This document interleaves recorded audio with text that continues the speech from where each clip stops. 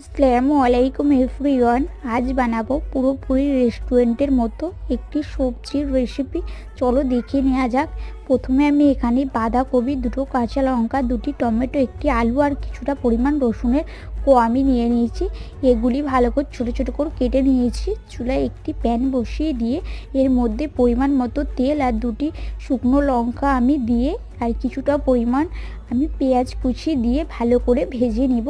তারপর এর মধ্যে আমি দিয়েছি হলুদের গুঁড়ো, চালের গুঁড়ো, গরম মশলা আর একটু দিয়ে দিচ্ছি জিরে মরিচের গুঁড়ো দিয়ে আমি মিশ্রণটি দিয়ে দিয়েছি।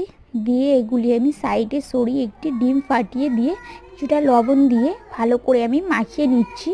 তারপরে আগে থেকে যেই কুচিয়ে রাখা ধনে পাতাটি দিয়ে আবারও ভালো করে নেড়ে ওপর দিয়ে একটি গরম মশলা দিয়ে আমি এটি সার্ভ করছি। এটি রুটি বা ভাতের সঙ্গে তোমরা সার্ভ করতে পারো। পুরোপুরি রেস্টুরেন্ট